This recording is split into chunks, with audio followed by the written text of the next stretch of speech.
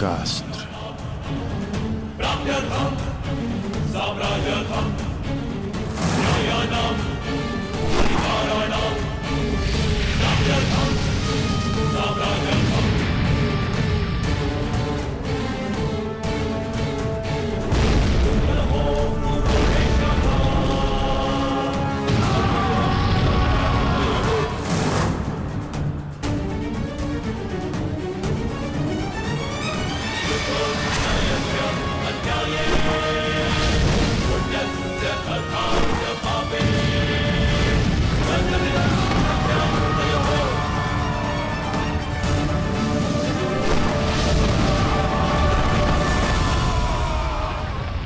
अद्भुत, अद्भुत मित्रगण,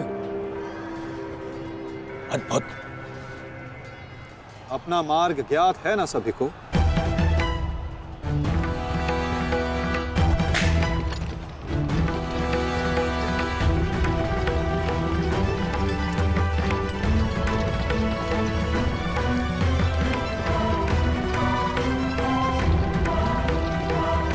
ये क्या कह रहे हो संजय? युधिष्ठिर सेना के पिछले भाग की ओर बढ़ रहा है।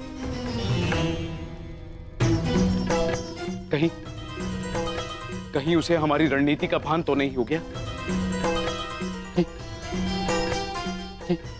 कौरव युधिष्ठिर को बंदी बनाना चाहते हैं?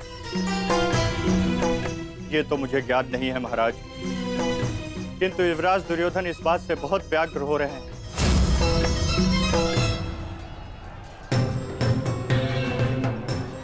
अवश्य इन पांडवों को हमारी रणनीति का ज्ञात है, इसीलिए भीम एक और हमारी सेना को भ्रमित कर रहा है और युधिष्ठिर पीछे जा रहा है। मित्रगण, तुम जाओ, युधिष्ठिर के पीछे तुम जाओ और जाकर उसे बंदी बनाओ। युधिष्ठिर को बंदी बनाना हमारे लिए बहुत आवश्यक है। जाओ मित्र। परंतु मित्र, मैंने महाराज को वचन दिया कि आज किसी भी कौरव के प्राण नहीं जाएंगे। मुझे उस वचन को भी निभाना है मित्र। उसके लिए हम सब हैं यहाँ। युधिष्ठिर तुम्हारे सामने एक दुर्बल योद्धा है, तुम उसे आसानी से बंदी बना सकते हो मित्र। उसे बंदी बनाते ही ये युद्ध यहीं समाप्त हो जाएगा और मेरे भाइयों की रक्षा भी। मुझे ये युद्ध यहीं समाप्त चाहिए। कर्ण, जाओ आगे।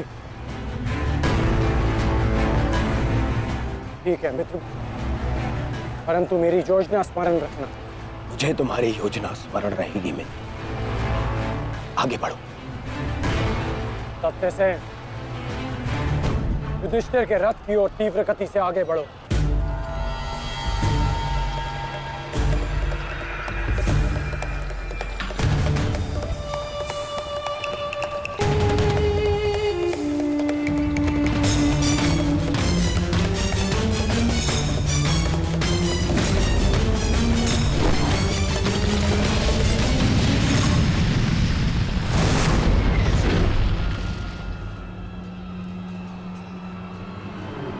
योद्धा शत्रु की ओर आगे बढ़ता है, उससे पीछे नहीं भागता। मैं तुम्हें युद्ध का आह्वान देता हूं कौंतेय।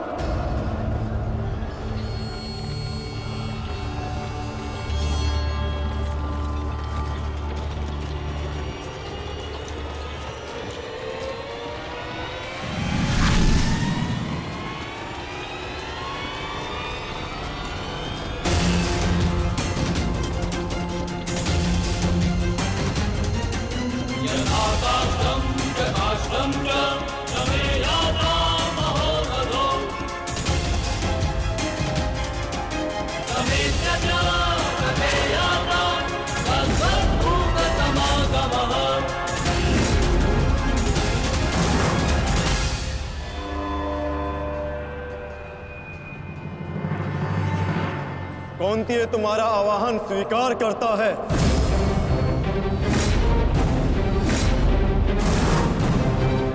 कल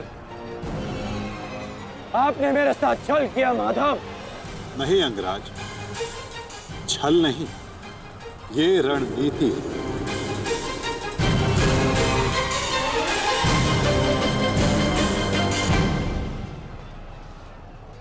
ये युधिष्ठिर का रथ है और इस पर युधिष्ठिर को विराजमान होना चाहिए था। वो तुम्हारी भूल है अंगराज, क्योंकि तुमने रथ को नहीं, रथी को युद्ध के लिए ललकारा है। और तुमने युधिष्ठिर को नहीं, कौन्तेय को ललकारा है, युद्ध का आवाहन दिया और उसने तुम्हारे इस युद्ध के आवाहन को स्वीकार किया है कर्ण। तुम सदैव मुझसे द्वंद्व करने का अवसर ढूंढते रहे हो कर्ण।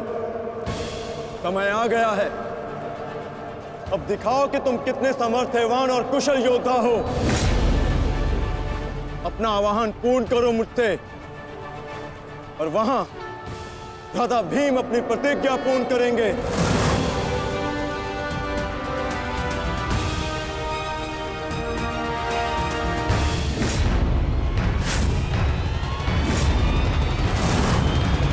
आज मैं 95 कौरवों का अंत कर दूंगा।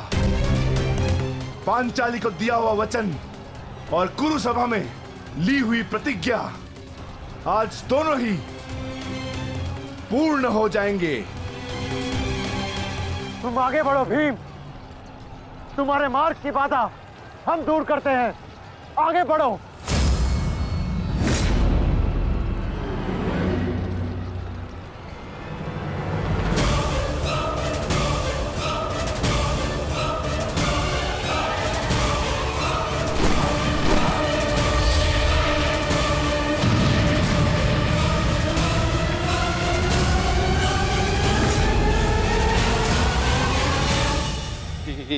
ये क्या कह रहे हो संजय?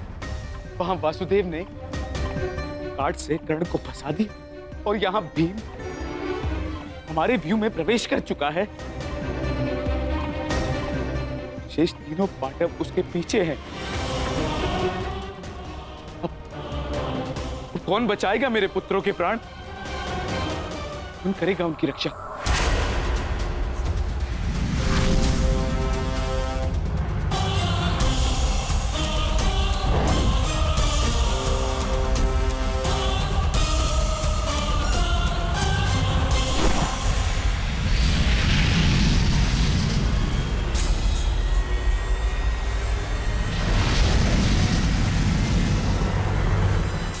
का संकेत है।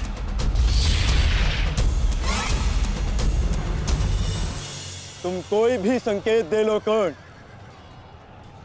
तुम्हारी सहायता के लिए यहां कोई नहीं आ पाएगा और ना ही मैं तुम्हें कौरवों की रक्षा करने के लिए यहां से जाने दूंगा। तुम कोई भी संकेत दे लो कर्ण, तुम्हारी सहायता के लिए यहां कोई नहीं आ पाएगा। कौन कहता है कि मैं रक्षा के लिए संकेत दे रहा हूं? माधव भले ही तुम्हारे सारथी हैं, किंतु इनकी नीति मैं तुमसे अधिक पहचानता हूं। तुमने भले ही माधव की सहायता से मुझे युद्ध क्षेत्र से अलग कर दिया, किंतु मेरी रणनीति को विफल नहीं कर पाओगे अर्जुन।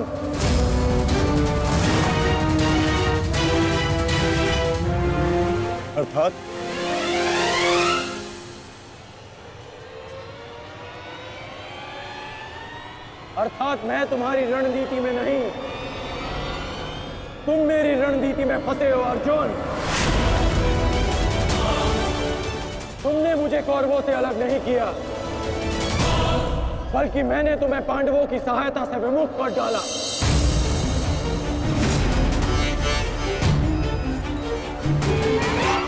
अब तुम भीम की सहायता नहीं कर पाओगे अर्जुन, और भीम किसी कौरव का वध नहीं कर पाएगा।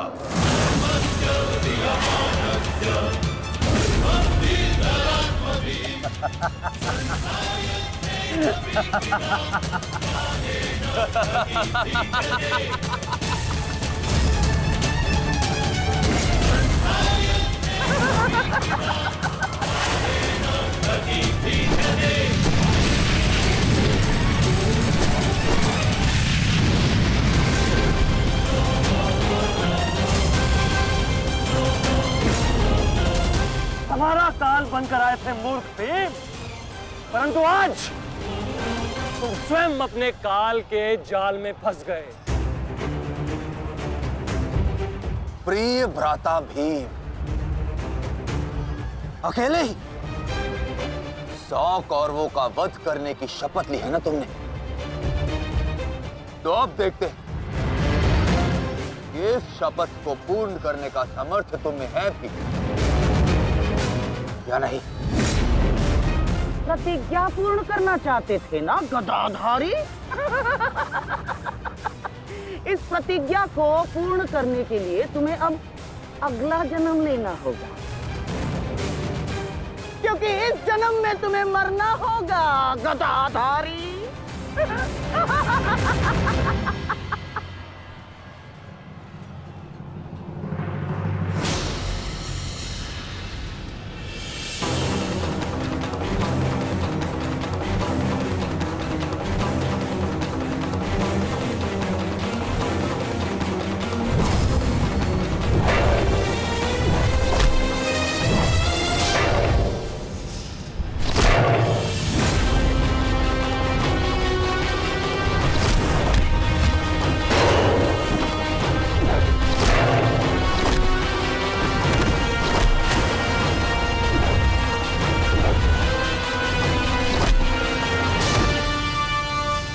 तुमने मेरे भाइयों को बहुत निर्दयता से मारा है भीम। आज मैं तुम्हारे लहू से उनका तर्पण करूंगा। और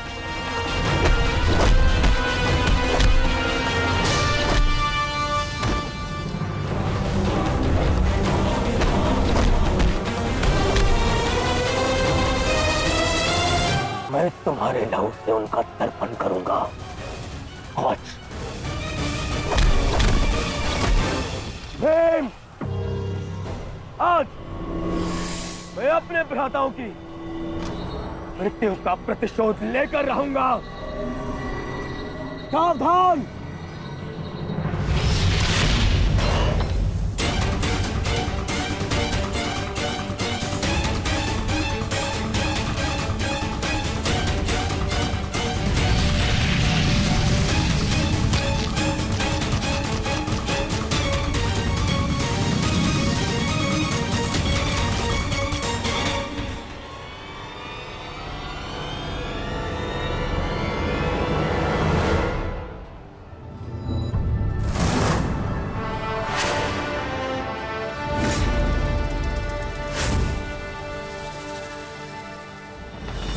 आपका प्रतिशोध पूर्ण हो न हो, परंतु मेरा प्रतिकार आज अवश्य पूर्ण होगा। अभिमन्यु, 2 योद्धाओं के बीच में आना युद्ध नियमों के विरुद्ध। 6 महारथियों ने अकेले ताचरी भीम को घेरा है।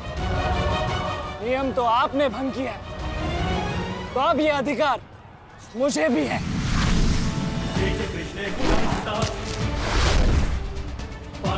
अभिमन्यु! चक्रबंधास्त्र।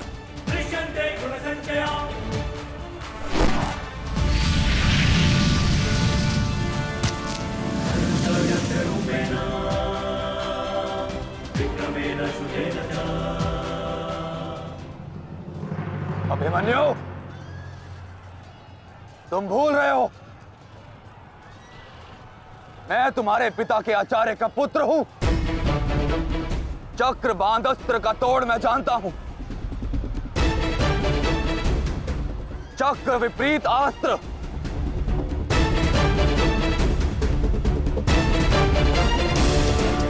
भूल तो आप रहे हैं महारथी। विपरीत अस्त्र तभी कार्य करता है जब युद्ध नीति गत हो।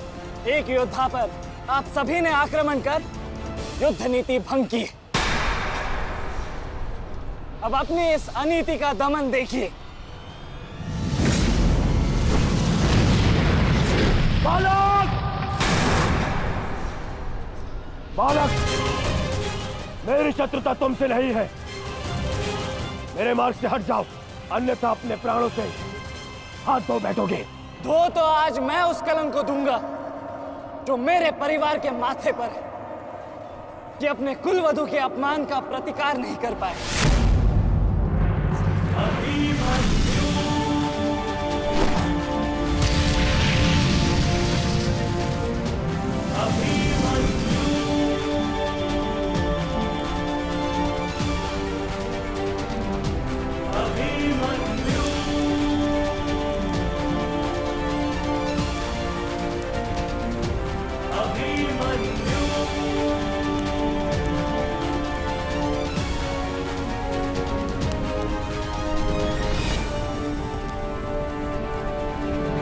शत्रुता तुमसे नहीं है, मेरे मार्ग से हट जाओ, अन्यथा अपने प्राणों से हाथ धो बैठोगे। धो तो आज मैं उस कलंक को दूंगा जो मेरे परिवार के माथे पर है, कि अपने कुलवधु के अपमान का प्रतिकार नहीं कर पाए।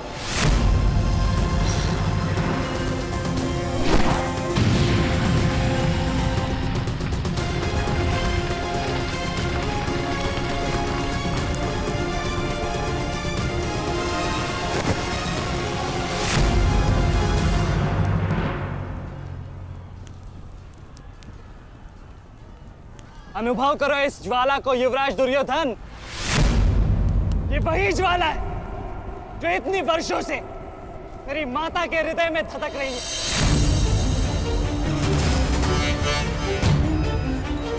छोटा था मैं बहुत, पर मेरा रोम रोम जल उठता था ये सुनकर कि मेरी माता के साथ क्या हुआ। सोचो, मेरे माता पिता और मेरे काकाओं पर क्या बीती होगी जब उन्होंने वह दृश्य देखा। मेरे माता पर क्या बीती होगी जब सहस्त्रों आंखें उनके वस्त्रहीन होते शरीर पर पड़ रही थी। आज मैं आपको उस अपमान का अनुभव कराऊंगा। आपकी पूरी सेना और महारथियों के समक्ष आपका वस्त्रहरण करूंगा और कोई कुछ नहीं कर पाएगा।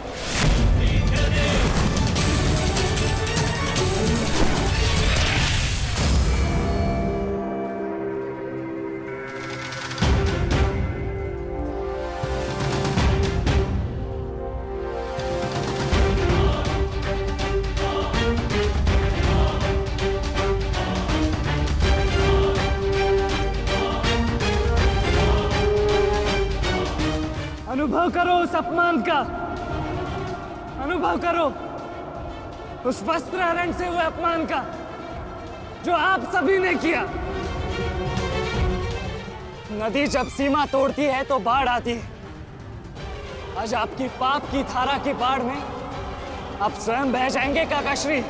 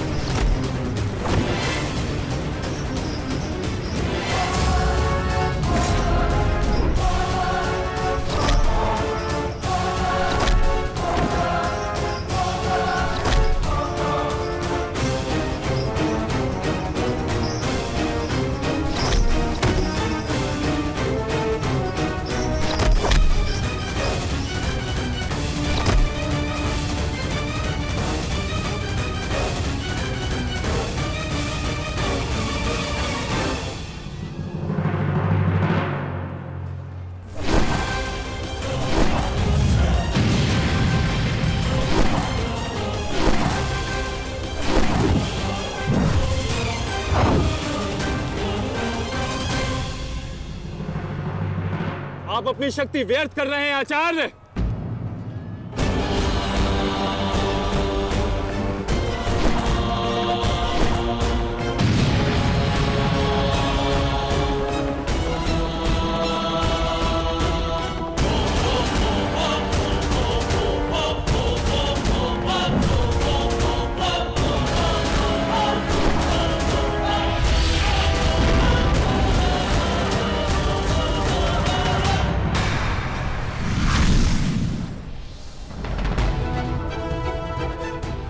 दुर्योधन को मेरी सहायता की आवश्यकता है। चलो सत्यसेन।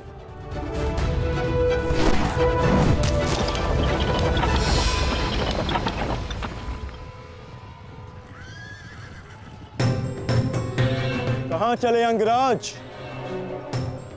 मैं जानता हूं कि तुम्हारे मित्र पे आए संकट का संदेश तुम्हें मिल चुका है, परंतु मैं तुम्हें जाने नहीं दे सकता। तुम कदाचित मुझे रोक सकते थे अर्जुन, परंतु तुमने एक भूल कर दी। तुम अपने रथ पर नहीं हो अर्जुन। हाँ, वासुदेव तुम्हारे सारथी हैं, परंतु महाबली हनुमान का आशीर्वाद तुम्हारे रथ पर नहीं।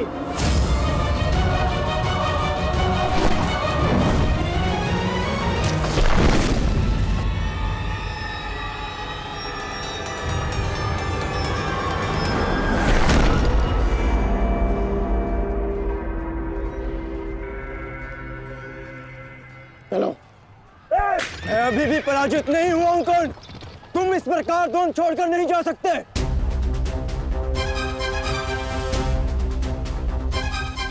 तुम युद्ध के नियम भूल रहे हो अर्जुन। युद्ध का नियम है कि महारथी ही महारथी के साथ द्वंद्व कर सकता है, और तुम रथ विहीन हो, इसलिए मैं तुम्हारे साथ द्वंद्व नहीं कर सकता। पहले अपने रथ का पहिया सुधारो, फिर आकर मुझे युद्ध का आह्वान देना, क्योंकि परशुराम शिष्य कर्ण नियम तोड़कर युद्ध नहीं करेगा।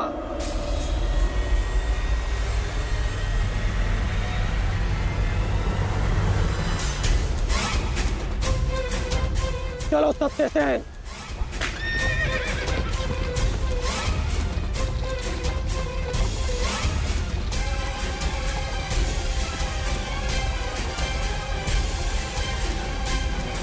अब समझे पार्थ कि मैं कर्ण की प्रशंसा क्यों करता हूं।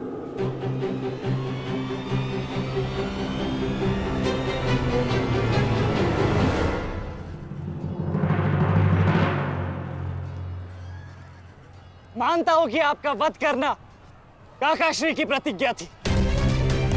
उनकी प्रतिज्ञा को भंग करने का दंड मैं सह लूंगा, परंतु आज अपनी माता के अपमान का दंड मैं आपको अवश्य दूंगा।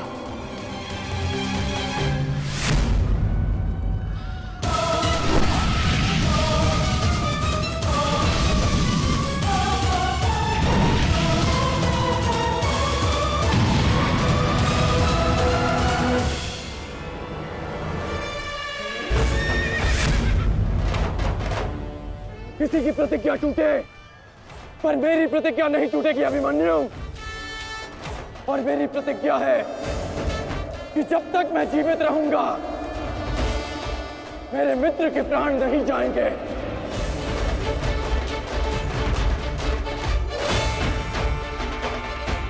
यदि जीवित रहना चाहते हो तो पीछे हट जाओ अभिमन्यु। आप भूल रहे हैं अंगराज कि मैं किसका पुत्र हूं। पीछे हटने के बारे में सोच भी नहीं सकता। तो प्रहार सहने के लिए तत्पर रहो।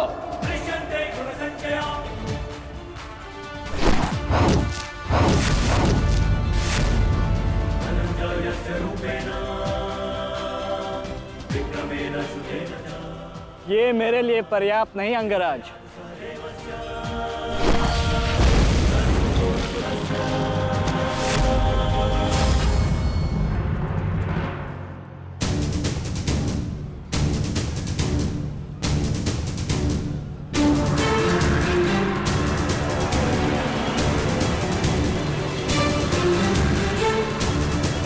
ना मेरे पास बाणों की कमी है और ना प्रहारों की। ये अंतिम अवसर है अभिमन्यु, लौट जाओ।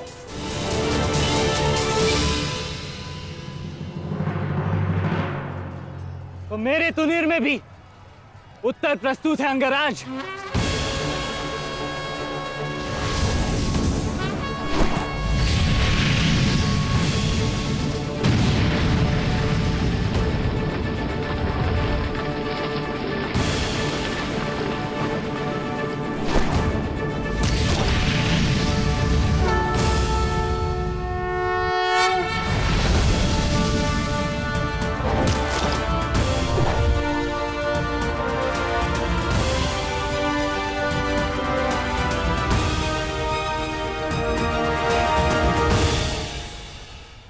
मैं तुम्हारा सामर्थ्य स्वीकारता हूं।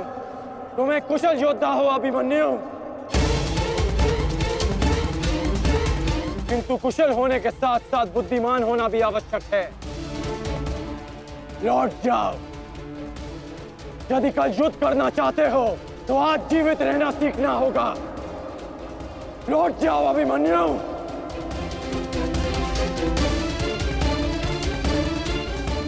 एक योद्धा के लिए आज या कल नहीं होता अंगराज। उसके लिए केवल वो ही पल होता है जिसमें वो मृत्यु के सामने खड़ा होता है। एक वीर योद्धा से सुना था मैं, हे मृत्यु, तैयार यदि तू आने को, प्रसन्न मुखा। द्वार खुला है, तेरा स्वागत, प्रसन्न मुखा।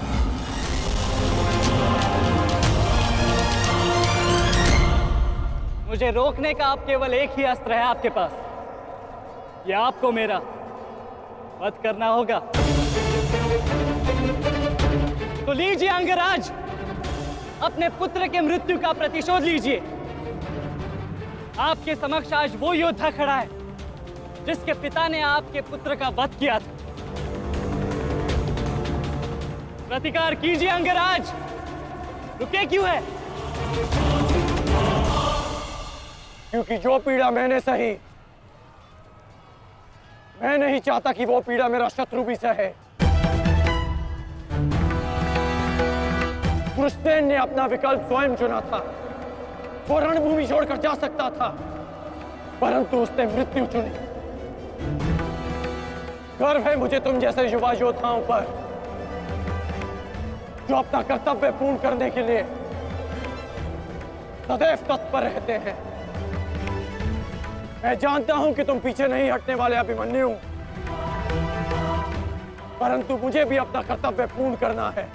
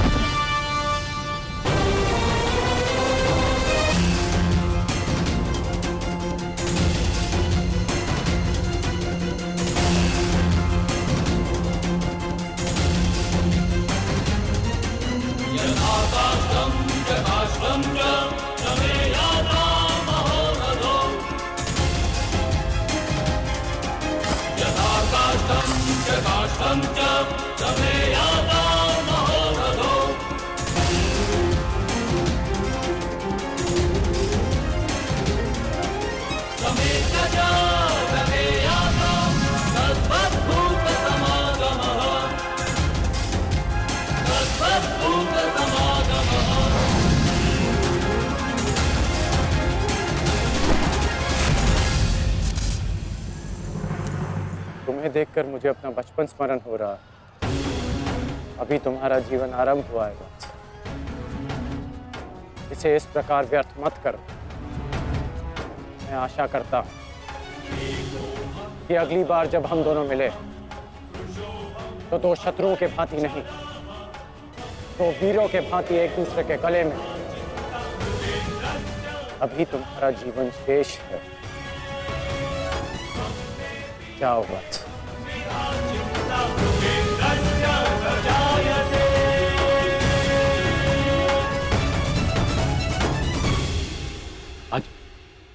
आज कौरवों की विजय हुई है गांधारी।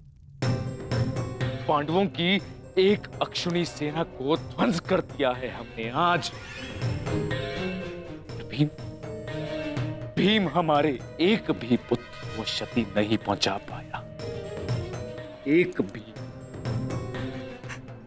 किंतु तो दुर्योधन का क्या महाराज?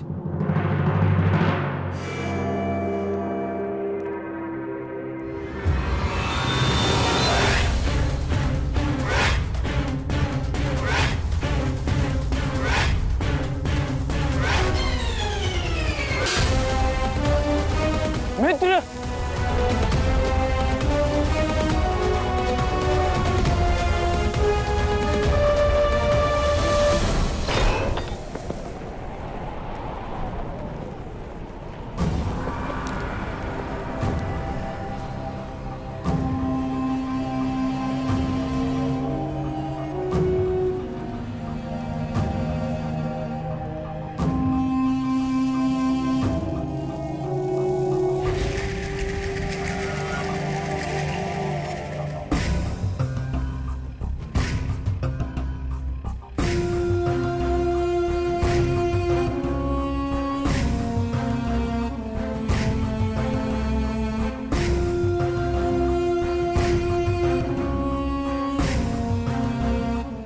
आज मैं आपको उस अपमान का अनुभव कराऊंगा। आपकी पूरी सेना और महारथियों के समक्ष आपका वस्त्र हरण करूंगा। परंतु आज अपनी माता के अपमान का दंड मैं आपको अवश्य दूंगा।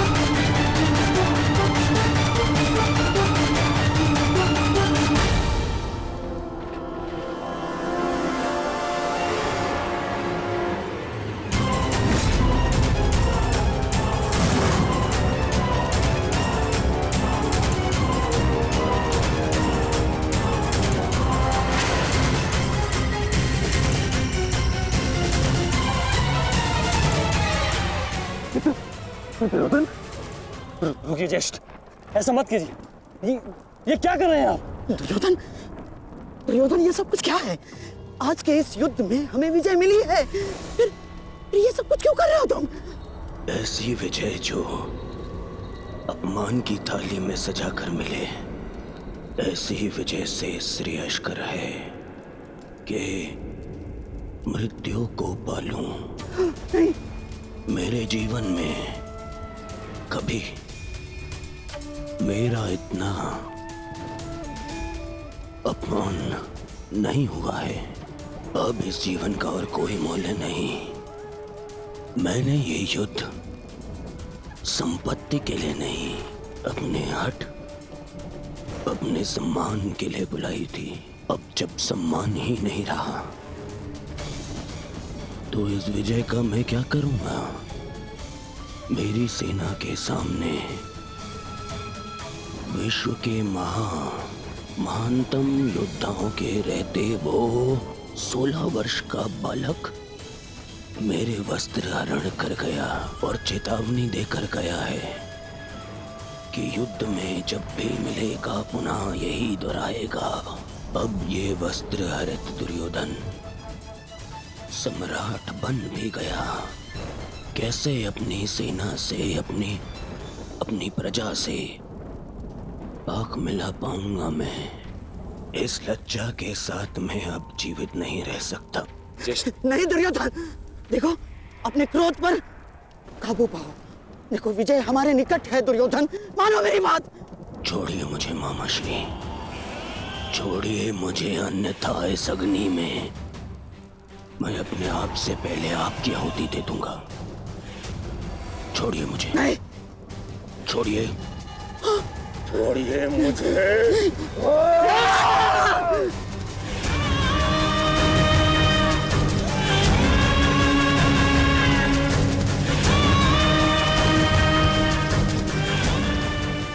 नहीं नहीं दुर्योधन, देख क्या रहे हो मूर्खों? कोई रोको इस अनर्थ को।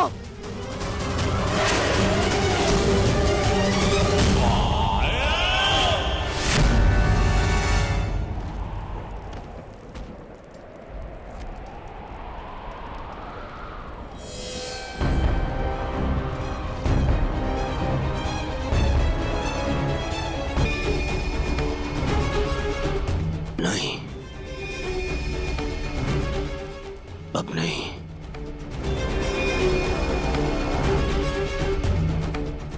क्रोध में विवेक मत खो बैठा। जो अपना सम्मान खो चुका हो, उसके पास खोने को और क्या शेष है। ले लेने देते उस अभिमन्यु को मेरे प्राण, वीर गति तो मिलती। सारी सेना के सामने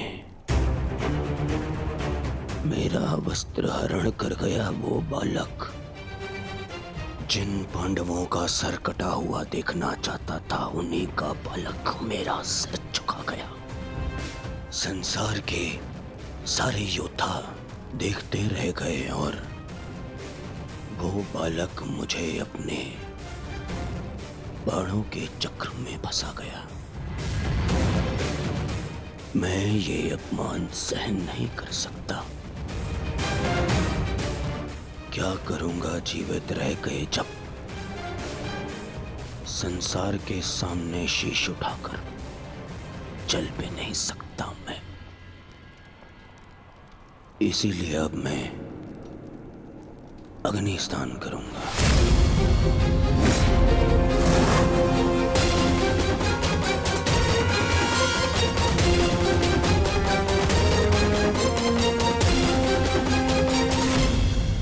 जो अग्नि यहाँ जल रही है, उससे कहीं अधिक अग्नि तुम्हारे पिता के हृदय में जल रही है। क्या तुम अपने 5 भाइयों का बलिदान व्यर्थ जाने दोगे? क्या अपने पिता को दिया वचन भुला दोगे तुम?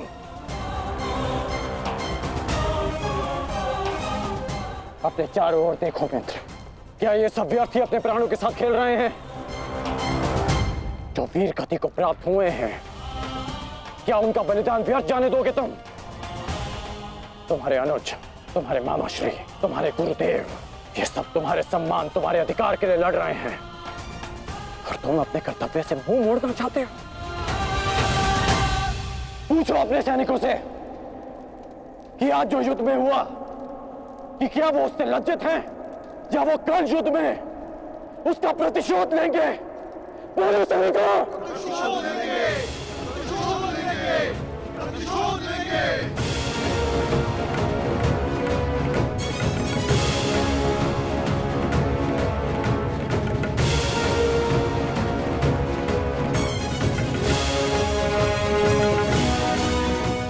इन सैनिकों का सम्मान मेरे मन में लगी अग्नि को बुझा नहीं सकता मित्र। मैं तुम्हारे लिए सदैव प्रस्तुत हूं मित्र। आदेश दो मुझे, आदेश दो कि क्या चाहिए तुम्हें। तुम्हारी पीड़ा को शांत करने की औषधि क्या है मित्र? बताओ मुझे। मुझे अपने इस अपमान का प्रतिशोध चाहिए। जिसने मेरा मान हरण किया, उसके प्राण हरण करने हैं मुझे। मुझे अभिमन्यु चाहिए।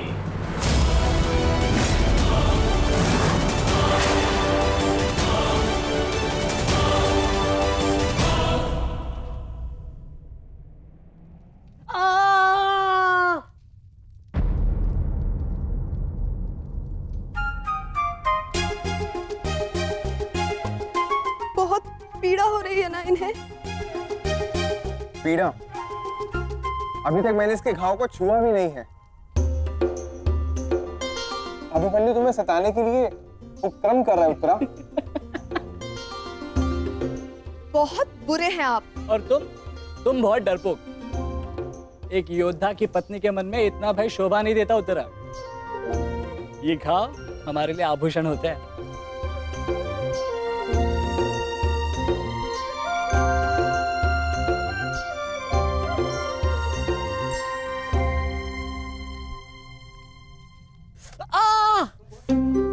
चाहते हो तुम उससे?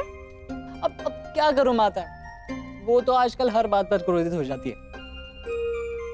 और अब आप भी मुझे डांट रही हो। तुम्हें अधिक चोट तो नहीं आई ना पुत्र? नहीं पिताश्री, बल्कि बहुत कुछ सीखने को मिला। सच में अंगराज कर्ण एक महान योद्धा है। उन्हें आपके अतिरिक्त और कोई टक्कर नहीं दे सकता। हाँ पुत्र,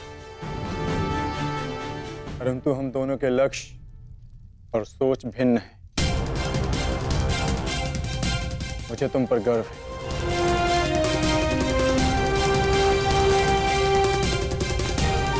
गर्व तो होना ही चाहिए। आज अभिमन्यु ने दुर्योधन को उचित उत्तर दिया।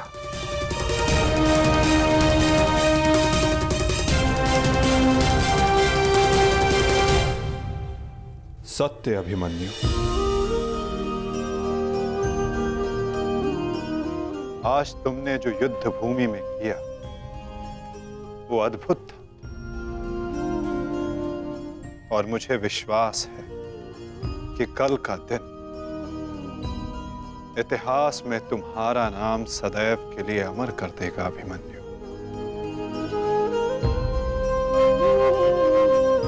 इतिहास से पूर्व मेरे पुत्र ने अपनी छवि मेरे मन में अमर कर दी है। 14 वर्षों के पश्चात आज पहली बार मन को एक शीतलता पहुंची कि मेरे पुत्र ने मेरे साथ हुए अपमान और अत्याचार का भान उस दुर्योधन को करवाया। मेरी आत्मा को जैसे एक वस्त्र का संबल मिल गया। इसके लिए मैं सदैव के लिए अभिमन्यु की ऋणी रहूं। जीवन तो पल पल में है सखी, जिस पल को जी लो वही जीवन होता है। आज तुम प्रसन्न हो, जी लो सखी, आज का दिन जी लो। कल का दिन तो अभिमन्यु के जीवन का अंतिम दिन होना चाहिए। और स्मरण रहे, सरल मृत्यु नहीं देनी है उसे। मृत्यु आने की पीड़ा का आभास कराना है। और जब तक वो भूमि पर रेंगता हुआ दया की भीख ना मांगे, मृत्यु नहीं आनी चाहिए उसे।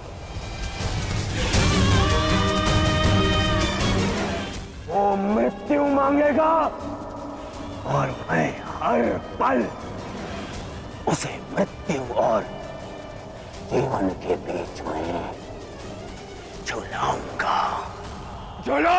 मैं उसे। असंभव युवराज, जब तक युद्ध भूमि में पांडव उपस्थित हैं तब तक अभिमन्यु तक पहुंचना असंभव होगा। वैसे भी उन्हें ज्ञात होगा कि आज आपके साथ जो हुआ उसका प्रतिशोध आप अवश्य लेंगे। इसी कारण अभिमन्यु तक पहुंचना इतना सरल नहीं होगा।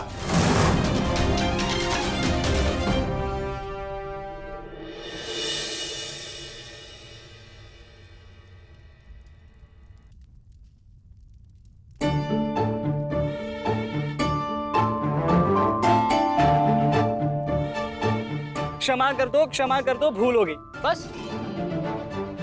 अच्छा, अब क्षमा भी कर दो। जिसने युवराज दुर्योधन का मस्तक झुका दिया, वो आज तुम्हारे समक्ष सर झुकाए मना रहा है तुम्हें। देखो, किसी ने मुझे इस प्रकार सर झुकाए देख लिया ना, तो मेरा बहुत उपहास उड़ाया जाएगा। पहले वचन दीजिए कि भविष्य में आप इस तरह मेरा उपहास नहीं बनाएंगे। आपको अनुमान भी है मैं कितनी भयभीत हो गई थी। अब इसमें भयभीत क्या होना होता है? आप नहीं समझेंगे, मुझे आपसे बात ही नहीं करनी।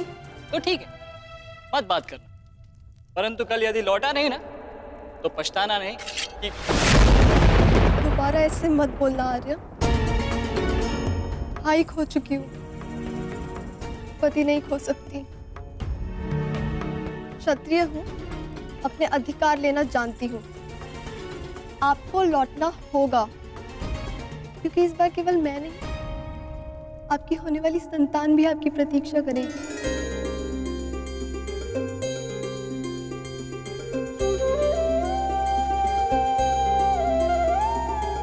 सत्य उत्तरा,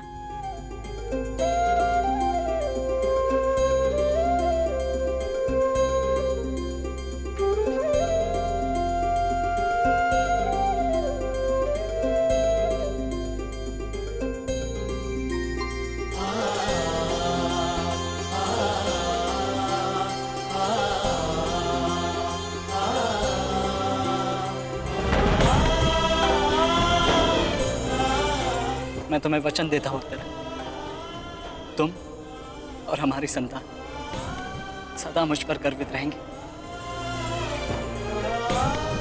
जानती हूँ आपकी संतान बहुत भाग्यशाली है, उसे अपने पिता की शौर्य गाथा सुनने को मिलेगी। गाथाएं विजय के साथ होती है उत्तरा, और विजय अभी शेष है। युद्ध शेष रहे या न रहे, उस अभिमन्यु के प्राण शेष नहीं रहने चाहिए आचार्य। आप सेनापति तीरगत के वीर नरेश शर्मा, मध्य नरेश शैल्य, अश्वत्थामा अंगराज, इतने वीरों के होते हुए भी क्या एक बालक को बंदी बनाया नहीं जा सकता? तुम्हारे प्रतिशोध के लिए केवल कुशल योद्धाओं की नहीं, बल्कि एक उत्तम योजना की आवश्यकता है मेरे होने वाले सम्राट। हमारी सफलता एक उत्तम योजना में छिपी है।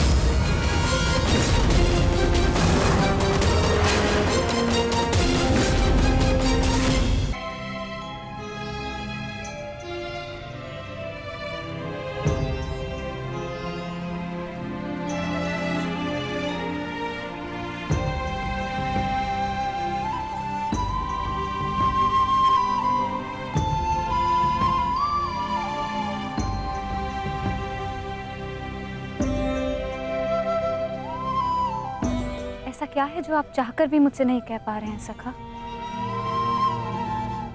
ये रात का अंधकार भी आपके मुख पर आए हुए भाव मुझसे नहीं छुपा सकता। रात्रि के बाद दिन आता है सखी, उसी प्रकार जीवन के पश्चात मृत्यु आती है, सुख के बाद दुख आता है, और यही सृष्टि का नियम है। हमें अपने जीवन में सबके लिए तत्पर रहना चाहिए सखी।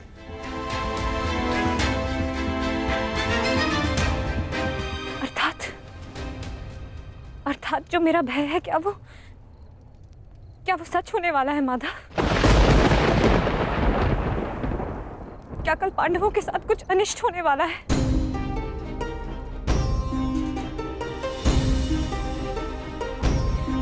आप तो सब जानते हैं ना सखा। बताइए मुझे, बताइए मुझे।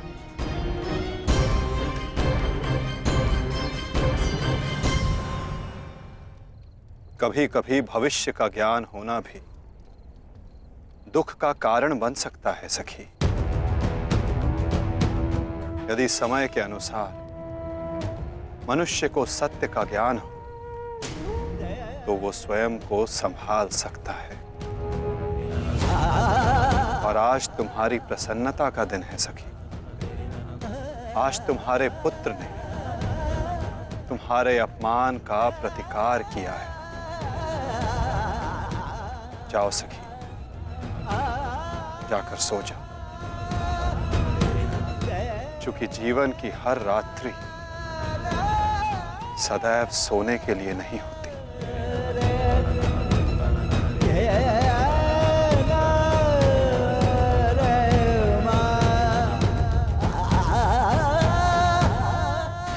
तब तक सो नहीं पाऊंगा जब तक मेरा प्रतिशोध पूर्ण ना हो जाए आचार्य। प्रतिशोध की आग में कोई और भी जल रहा है। युवराज दुर्योधन,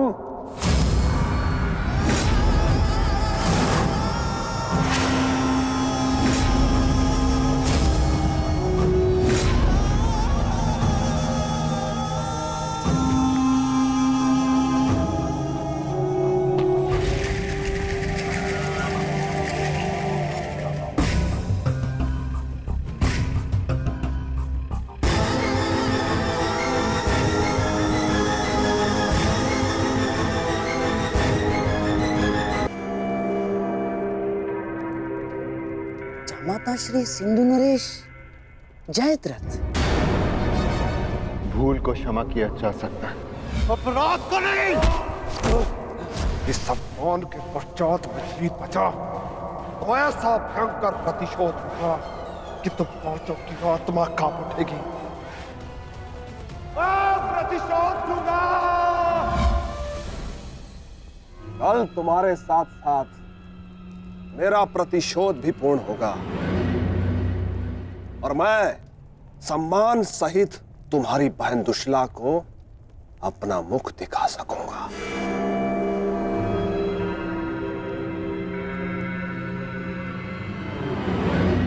इतने समय आप कहाँ थे सिंधु नरेश?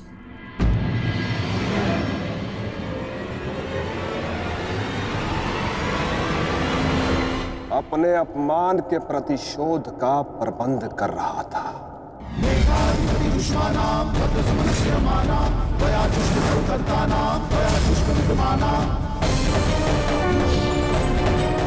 पुत्र जयद्रथ, मैं तुम्हारी तपस्या से प्रसन्न हूं। मांगो, क्या वर मांगते हो? महादेव, मुझे अपने प्रतिशोध का अवसर चाहिए। शपथ ली है मैंने, जब तक पांडवों के अपमान का प्रतिशोध नहीं लूंगा तब तक मुकुट धारण नहीं करूंगा। और वो दिन कल आएगा, कल आएगा वो दिन जब मैं पांडवों को ऐसी पीड़ा दूंगा कि वो जीवन भर नहीं भुला सकेंगे। महादेव का आशीर्वाद है मेरे साथ और मैं तुम्हारे साथ युवराज, तुम्हारी योजना और मेरा प्रतिशोध दोनों कल सफल होंगे।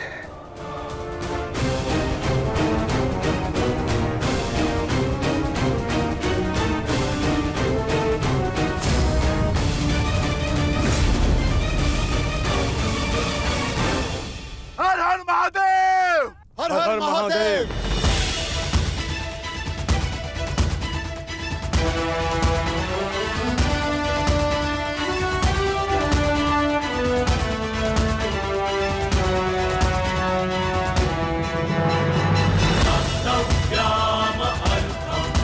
सर्वोत्तम बनो पुत्र, संसार के सभी योद्धाओं में तुम्हें सबसे अधिक कीर्ति प्राप्त हो।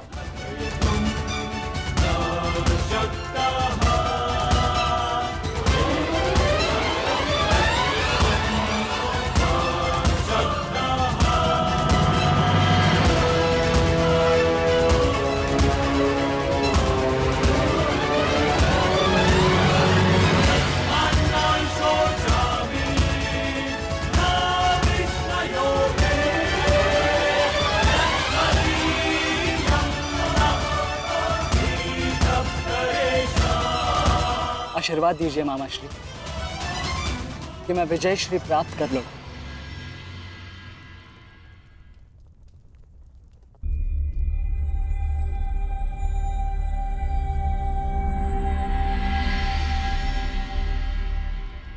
विजय तो कायरों को भी प्राप्त होती है पुत्र,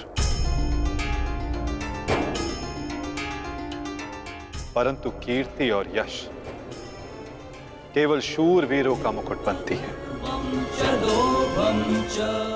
मेरा आशीर्वाद तुम्हारे साथ है पुत्र। तुम युद्ध क्षेत्र में वो कीर्ति प्राप्त करो जो तुम्हें अमर बना दे।